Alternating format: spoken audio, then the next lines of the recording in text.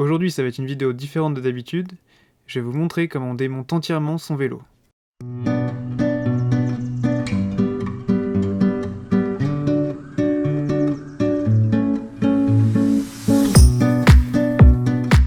Bonjour à tous, aujourd'hui on se retrouve dans une vidéo un peu différente, puisque je vais vous partager de la mécanique. Donc je vais vous montrer un peu comment je vais m'y prendre pour démonter complètement un vélo. Donc là je vais m'occuper de mon vélo bleu, sur lequel je dois changer de groupe, et donc je vais tout démonter pour tout nettoyer et mettre les nouvelles pièces.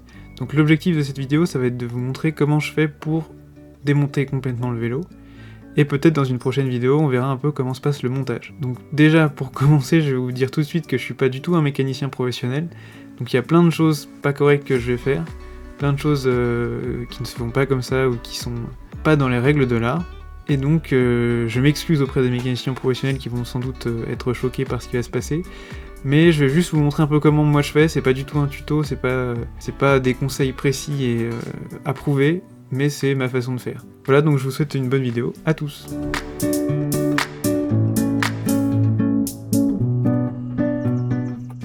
Donc je travaille souvent avec des gants, parce que sinon on se fait mal. Mais je travaille aussi souvent sans gants, parce que j'aime bien être précis. Donc mes gants c'est des gants de mécanicien, bon c'est des Muc-Off, donc là c'est spécial vélo, mais des gants de mécanicien normaux ça le fait très bien. Normalement il faut mieux travailler avec des manches longues, hein, sinon on peut se faire mal. Mais moi ça va être une vidéo où ça va être faites ce que je dis, pas ce que je fais. Donc voilà. Ça c'est la caisse que je me suis acheté il y a un certain nombre d'années avec un ami, et finalement c'est moi qui l'ai récupéré. Merci. Donc c'est une XLC où il y a à peu près la base de ce qu'il faut. Donc dedans, qu'est-ce qu'on a? On a déjà un outil qu'on peut monter avec différents diamètres de clés hexagonales. On a des tournevis qu'on peut monter dessus aussi, les clés Allen, une grosse clé avec du 15, du 24 au milieu. Ça c'est surtout pour avoir un gros bras de levier. Puis c'est aussi pour utiliser l'arrache-cassette, que je vais vous montrer juste après. Donc on a des clés plates ici, donc ça c'est pratique pour les cuvettes quand il n'y a pas beaucoup d'espace pour travailler. C'est tout mou. Ça c'est la clé pour le boîtier de pédalier. Ici on a une grosse clé plate très pratique en 36-40 et 30-32. Donc ça pour le jeu de direction et boîtier de pédalier un peu ancien. La clé ergo pour les vieux boîtiers de pédalier, ça c'est moi qui l'ai racheté en plus, c'est une Park Tool. Quand on travaille sur des vélos anciens, c'est à peu près indispensable pour le boîtier de pédalier. Donc le Derivienne d'origine, je l'ai cassé. Enfin c'est pas moi qui l'ai cassé, je l'ai prêté à quelqu'un qui l'a cassé. Il m'en a racheté un, ça c'est un Decathlon. Ça il marche très bien. Nickel. L'arrache-cassette Shimano. Ça c'est pour les boîtiers de pédalier. Une clé à rayon qui fait son taf, qui est pas terrible. Un fouet à chaîne, donc pour démonter les cassettes. Ah oui, j'ai oublié, et non pas des moindres, l'arrache manuelle. Donc ça c'est pour démonter les manuels, on va se servir tout à l'heure. J'avais le tour, donc ça c'est juste avec ça déjà on peut faire pas mal de choses. Et ça c'est les affaires de mon père, donc vous allez voir là c'est un peu une autre dimension du truc. Donc on a un set complet de clés à pipe Facom, donc ça c'est vraiment top. On a des clés plates aussi, un gros jeu de tournevis avec tout ce qu'il faut, à peu près 1 million de pinces, donc tout ce qu'il faut, multiprise, pinces plates, pinces coupantes, toutes les formes que vous pouvez imaginer. Et très important, je vais vous faire un petit travelling, le T, voilà, ça c'est hyper important pour la mécanique. Donc comme on a vu tout à l'heure, j'ai le super pied d'atelier Park Tool. C'est pas du tout indispensable, mais c'est juste beaucoup trop confortable pour travailler. On peut lever le vélo, descendre le vélo, on peut faire vraiment ce qu'on veut. Là c'est mon système, aujourd'hui je vais travailler beaucoup trop proprement, normalement je travaille pas comme ça, mais comme je filme, je vais faire genre que je travaille proprement. Et donc c'est là que je vais poser toutes les pièces que je vais démonter. Ça tient à peu près. Donc là j'ai enlevé les roues, petite astuce pour enlever la roue, bon je vais remettre la chaîne. Donc petite astuce, pour enlever une roue c'est vachement facile et pour la remettre notamment quand le derrière il est tout à droite. Voilà. Bon là j'ai même mis trop à droite, il est parti.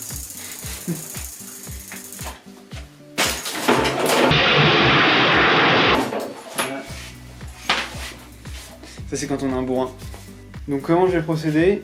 Je vais commencer par enlever tout ce qui est frein, donc les manettes, les mâchoires qui sont pas les mêmes en plus, et gaines et câbles. Ensuite je vais m'occuper de la transmission en commençant par le derrière-arrière, le derrière-avant, les manettes et ensuite notre ami de pédalier. Et une fois que ça ce sera fait, il restera la selle à tège, le boîtier de pédalier, moi je vais peut-être essayer d'enlever, fourche de direction pour la fin.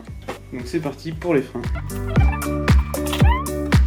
Pour les freins, on va commencer par détendre par enlever le câble. Et donc c'est dans cette petite pièce triangulaire sur des mafacs. Ici, un boulon de 9. Et de l'autre côté, un écrou de 9.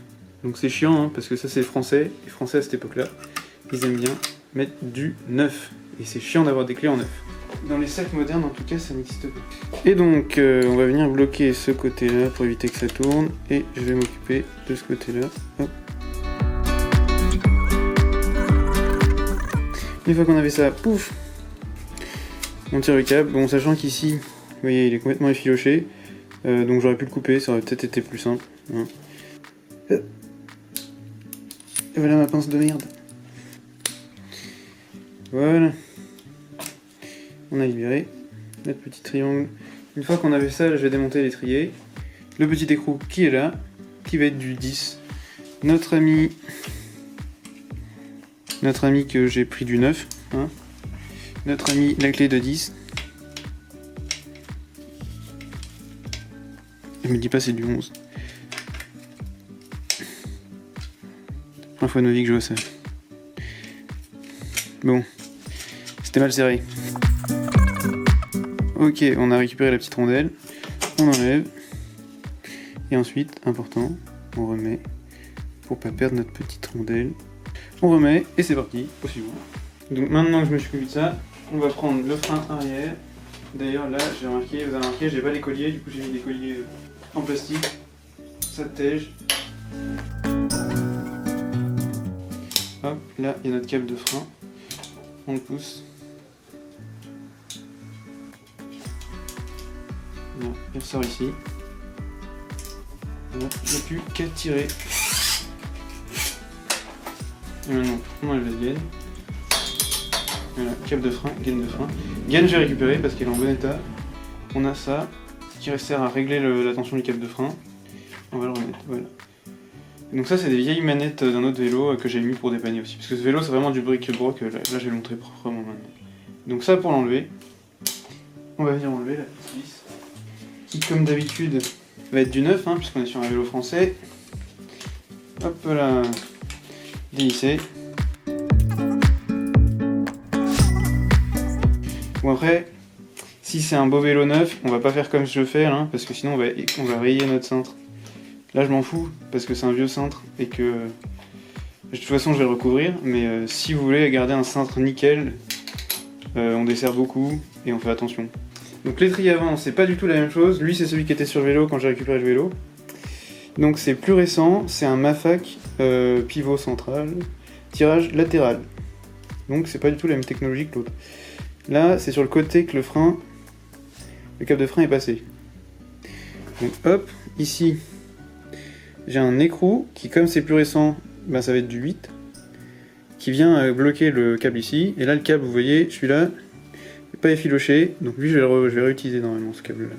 D'ailleurs j'ai pas mis d'arrêt de câble, c'est pas bien. Donc hop, on va enlever le câble, enlever la gaine, et même procédé, enlever l'étrier. Comment je suis mauvais, J'ai une capacité infinie à me tromper de taille d'écrou. Ça c'est sûr, tout le temps. Donc en fait c'était du 9, ça c'est du 8 au-dessus. Peut-être du 6. Enfin, j'ai arrêté d'essayer de deviner parce que de toute façon c'est une catastrophe. Voilà, et là j'ai tiré le câble. J'ai récupéré la gaine, j'ai récupéré le câble. Ici, on a un truc de clavenne, mais c'est pas ici qu'on doit démonter. Ça, c'est pour régler le serrage du frein. C'est de l'autre côté que ça se passe. C'est là. Et là, oh, je me suis pas trompé de taille. Magnifique. Ah, voilà, j'ai fait tomber de rondelle. Bon, celle que j'ai fait tomber, c'est pas difficile de deviner où est-ce qu'elle va, parce que elle a une forme particulière. Voilà, elle vient épouser la forme de la fourche. Le frein il est plat à cet endroit-là, ça se met ici et ça vient donner la forme de la fourche pour que ça vienne bien se coller. Donc c'est là on sait où elle se met, il n'y a pas de souci. Si vous commencez à démonter des vélos comme ça, au début on prend des photos, hein, parce que sinon on va faire des bêtises. Moi j'ai fait plein de bêtises avant de savoir. Je fais encore beaucoup de bêtises, mais avant de connaître un petit peu. Je suis pas mécanicien professionnel, pas du tout. Et donc important de prendre des photos et de bien retenir l'ordre des pièces parce que sinon on se retrouve avec des trucs mal montés. On va s'occuper de la deuxième manette de frein.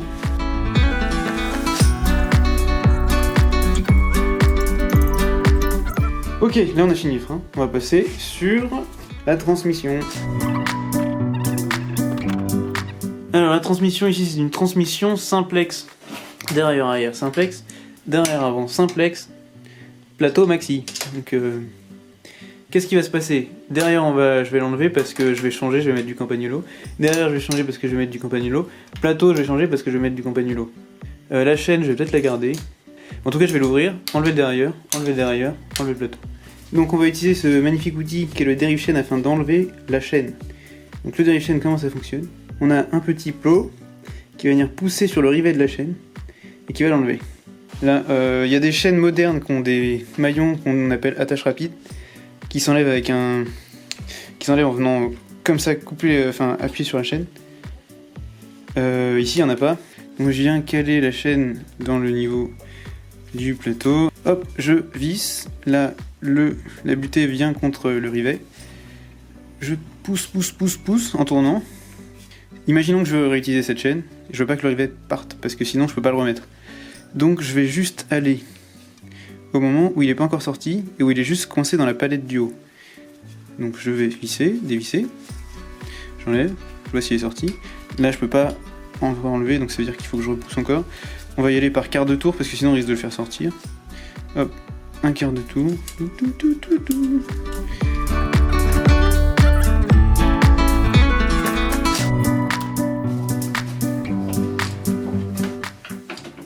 J'ai réussi!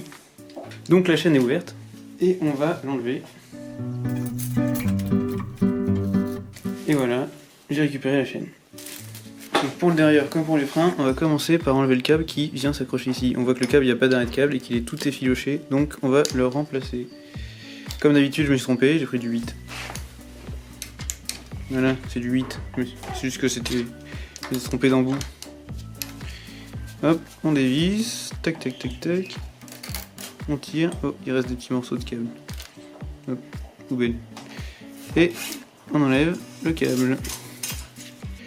Donc pour démonter ce derrière, ça se passe de l'autre côté. Donc pour enlever ce derrière avec ce sublime contre-jour, on va venir enlever ici, c'est une clé, c'est un droit 6 pans, hop, je glisse ma clé, j'ai triché, j'ai vérifié avant de filmer que c'est de la bonne taille, hop, je viens tout enlever ça.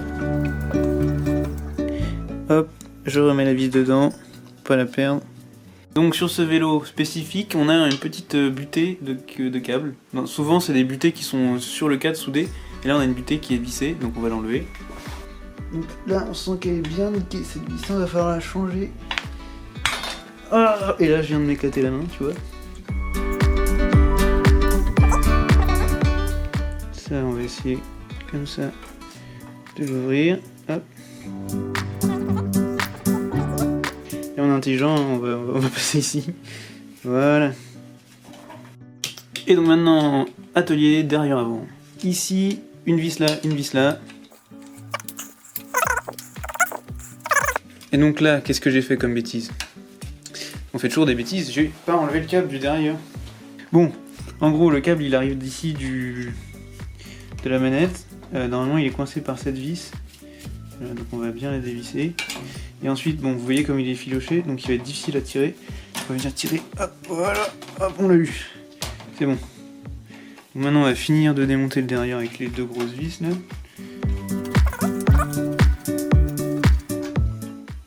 Et voilà. Là je vais venir remettre les vis, histoire de rien perdre. C'est parti. Ça va dans le stock. Hop, donc maintenant on va s'occuper d'enlever les manettes de derrière. Donc ça là, je vais les garder parce que c'est des Campagnolo, hein, donc on va les garder. Hop, je pousse la manette et je pousse le câble et j'enlève le câble. Câble que je vais changer hein, vu l'état dans lequel ils sont tous les deux. Hein, je pourrais mettre le câble arrière à l'avant. Je pense pas que je vais le faire, hein, très honnêtement. Hop. Et on enlève le câble. En dessous, nous avons ce petit écrou que nous allons venir dévisser.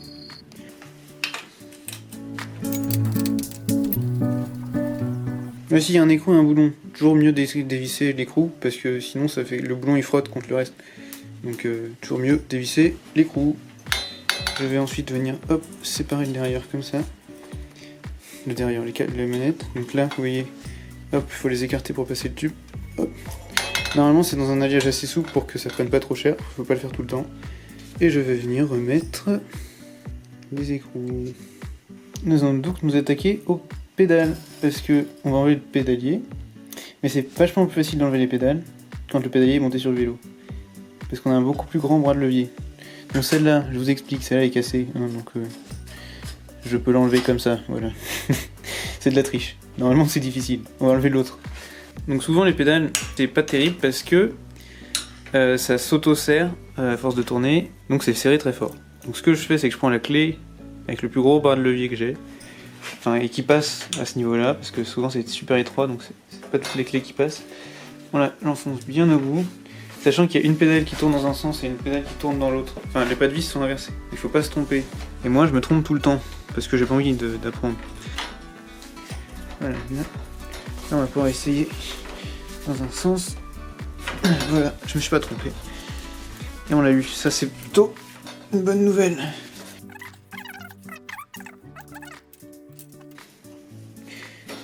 Voilà, ça c'est fait.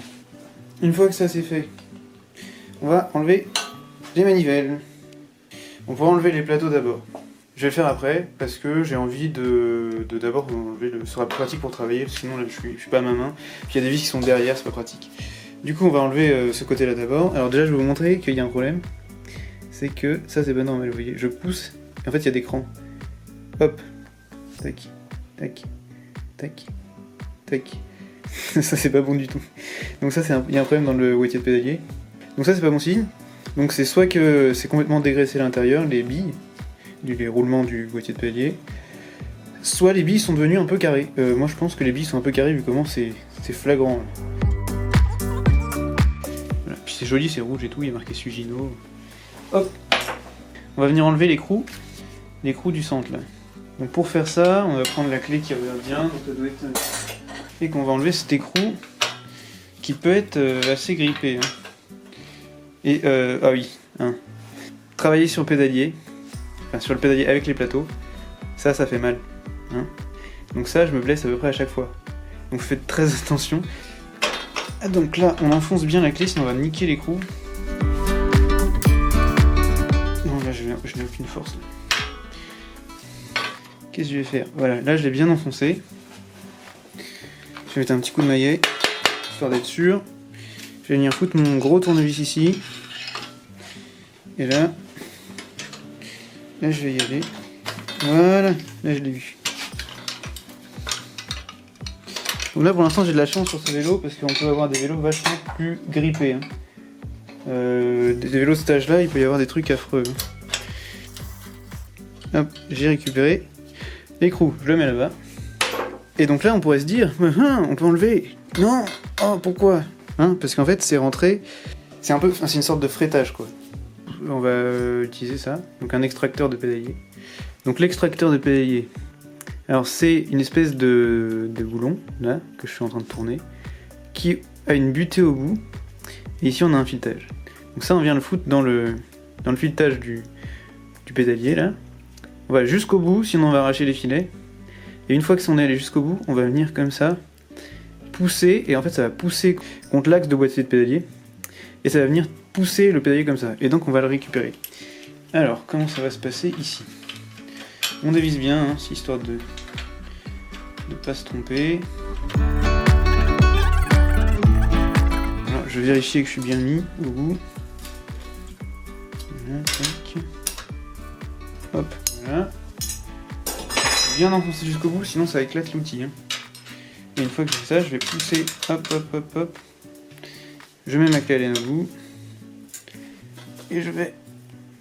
Donc là, il va falloir peut-être y aller fort. Là, faites encore attention à ça. Hein.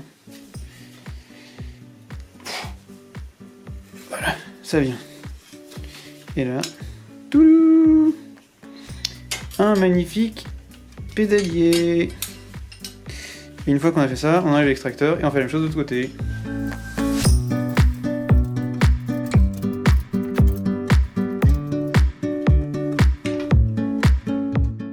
Et donc tout ça nous amène au boîtier de pédalier. Sauf que là, on se rend compte qu'on a ça. Donc ça, c'est le truc qui vient choper le câble pour venir au dérailleur-arrière et qui vient choper l'autre câble pour venir au dérailleur-avant.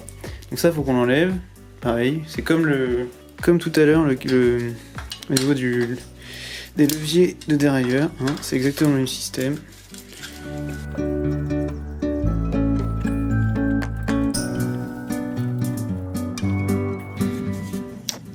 Et voilà.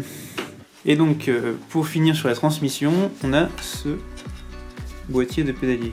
Donc là clairement, j'ai plus le bras de levier pour tourner avec les pédales. Et là, on sent qu'il y a un problème, quoi. Là, clairement, ça tourne pas. Donc, on va le démonter. Alors, il y a deux côtés. Ici, c'est la cuvette fixe, donc faut pas commencer par ce côté-là, faut commencer par l'autre côté. Donc, je vais retourner le vélo et on va regarder tout de suite de l'autre côté. Alors, ici, il est constitué de deux choses. Donc ici, on a un contre-écrou, donc il tourne dans un sens, et on a la cuvette qui tourne dans l'autre sens. Donc normalement, il faut deux clérigos. Une clérigo, on va foutre dans les trous, là, et une deuxième qui va venir choper les petits créneaux, là, de ce contre-écrou. Là, moi, j'ai pas de clérigo pour ça. Donc on va faire la méthode sale, que je vous déconseille fortement. Mais vu que le boîtier de pédalier est relativement mort et que je vais pas m'en resservir, donc la méthode dégueulasse. Gros tournevis qu'on peut taper, maillet.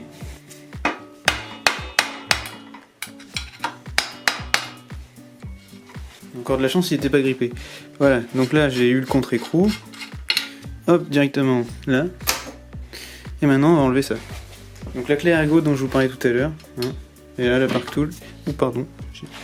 Donc il y a des petits butés qui sortent là, on va appeler ça comme ça. Au niveau vocabulaire, vous avez vu que c'est catastrophique mon histoire. Et donc là, on vient dans les trous et on vient tourner. Et là, il y a moyen que ce soit bien serré. Donc là, faut y aller, quoi. Et donc si vous n'avez pas ça, oubliez. Hein, parce que autant on peut faire des bêtises avec le contre-écrou, autant avec ça, il n'y a pas moyen. Hein. Là, vous avez juste tout cassé. Et donc ça, c'est sur les vieux vélos. Hein, donc c'est pas très utile cet outil si vous faites pas du vélo ancien. Puis en plus c'est pas commun à tous les systèmes de vélo, il y en a qui n'ont pas ça. Et donc on va faire attention aux billes qui peuvent tomber quand on va finir d'enlever la cuvette. Donc hop, on tourne. Là, hop, c'est bon. On va délicatement tirer. Oh, on a de la chance. C'est des vis, il y a une couronne. Souvent il y a des billes libres. Ici c'est pas des billes libres, vous voyez. Là on a un vrai roulement où les billes sont accrochées. Donc on a de la chance, c'est pas si vieux que ça. Ça a pas l'air si terrible que ça en vrai. Donc une fois qu'on a fait ça, là, on peut pousser et sortir le boîtier. Oh là là. C'est joli, hein. Et donc là on peut remarquer que c'est complètement, ça c'est un peu rouillé. Bon après c'est normal parce que l'intérieur du cadre ici, quand il y a de l'eau qui rentre quelque part, elle se met ici, donc ça rouille beaucoup cet endroit là. Bon là c'est quand même un peu rouillé mais c'est pas si terrible que ça. Donc en fait ça c'est un boîtier de pédalier, j'ai jamais vu ça avec un joint au milieu. J'ai jamais vu ça. Mais ça a l'air de bien fonctionner. Bon, soit dit en passant, ici le roulement il est quand même en moins bon état. Là, on voit que les billes sont un peu piquées. Moi je sais pas si vous allez voir. Non, je pense à la caméra ça va pas bien rendre. Bon, vous voyez c'est un peu rouillé.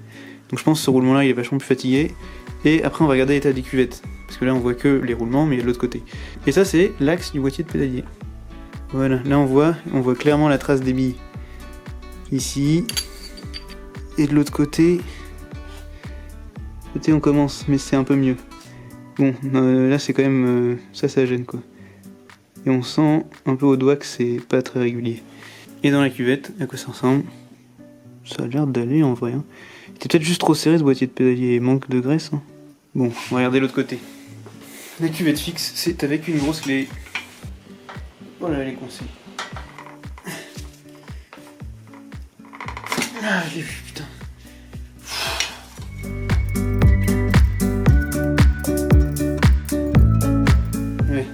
Là, je sais pas si on va voir, il y a des problèmes. Là où les billes viennent rouler, tac, vous voyez, il y a des impacts. Là, ça doit être parfaitement lisse. Hein. Voilà, là on voit bien. Et donc ça c'est mort, ça. Parce que la surface, là, s'il y a des toutes petites imperfections, c'est fini. Ça roule pas du tout bien. Donc ça, c'est ni, c'est mort, ça. Ça, au revoir. On va donc maintenant s'occuper de la direction. Pour s'occuper de la direction, je vais commencer par enlever le cintre. Non, non, non, très mauvaise idée, genre très mauvaise idée, on commence pas par enlever le centre. Je vais commencer par enlever la potence. Pourquoi? Parce que il y a de grandes chances qu'elle soit un peu dure à enlever, un peu grippée, vu que le vélo est vieux. Et donc je vais avoir besoin d'un bras de levier, typiquement le cintre, pour tourner. Donc pour enlever la potence, il y a des petites subtilités. Ici on a une vis à enlever, on va la desserrer, mais pas complètement. Est-ce que Jean se trompe encore de diamètre? Mais oui, bien sûr, Jean se trompe de diamètre. Et c'est donc du 6, hop.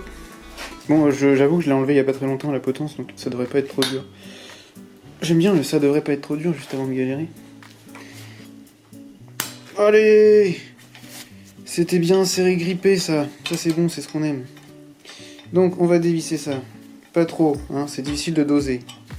On va commencer pas trop. Ensuite, on va prendre notre petit ami le maillet. Salut. Et on va taper. Voilà, et là on voit que la vis s'est enfoncée. C'est plutôt bon signe.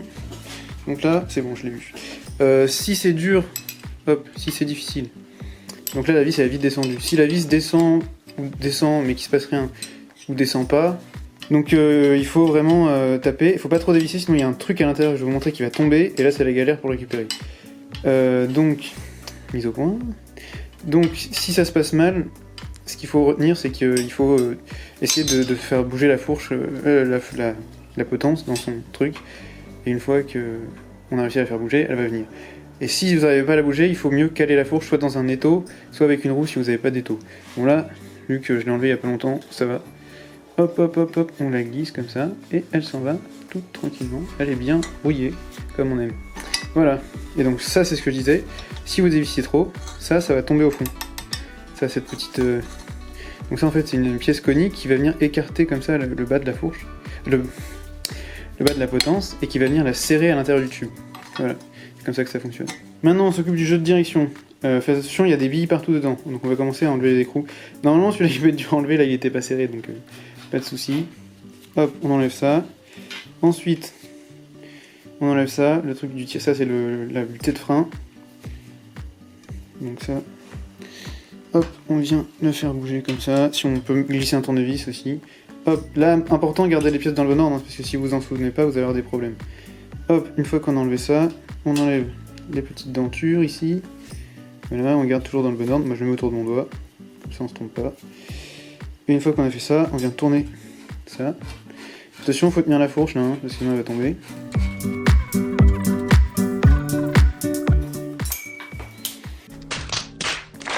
Donc là, ne faites pas ce que je viens de faire tomber toutes les billes. Ça c'est un problème. Alors, évidemment, la connerie que j'avais dit qu'il fallait éviter, je l'ai faite. Donc, j'ai fait tomber la moitié des billes du bas du jeu de direction. Bon, je les ai toutes récupérées sauf une apparemment, vu que je les ai comptées. C'est pas très grave parce que vu l'état dans lequel elles sont, il faudrait peut-être mieux les changer. On va même changer le jeu de direction vu que c'est quand même assez abîmé. Bon là il y a de la graisse en plus mais le roulement est pas en super état. Donc là je vais récupérer les billes ici que j'ai pas fait tomber, c'est bien. Donc vous voyez j'ai enlevé le truc et ensuite la fourche vient toute seule. Donc, la fourche elle est là. Alors pour faire ça je vais prendre un petit récipient pour mettre les billes. Et je vais les récupérer avec ce tournevis qui est magnétique.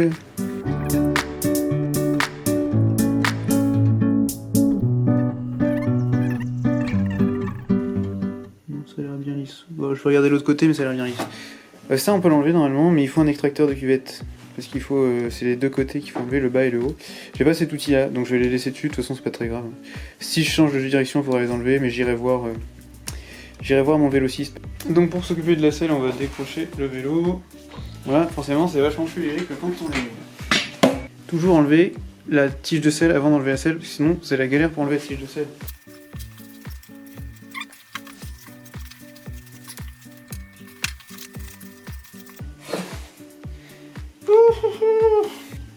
C'était pas facile. Voilà, donc le cadre est complètement démonté. Le seul truc qu'on peut encore démonter, que j'avais enlevé, j'ai dit, c'est les cuvettes de jeu de direction, mais sinon là il est tout nu. Donc maintenant je vais pouvoir le nettoyer et surtout nettoyer toutes les pièces, une par une. Le remontage, je pense que j'aimerais bien le filmer, ce sera un peu plus long parce que c'est un peu plus compliqué à monter qu'à démonter un vélo. Je sais pas trop si je le ferai pas étape par étape. Et puis en plus il me manque des pièces. Voilà, donc merci à tous d'avoir regardé cette vidéo, j'espère que ça vous aura plu et à la prochaine.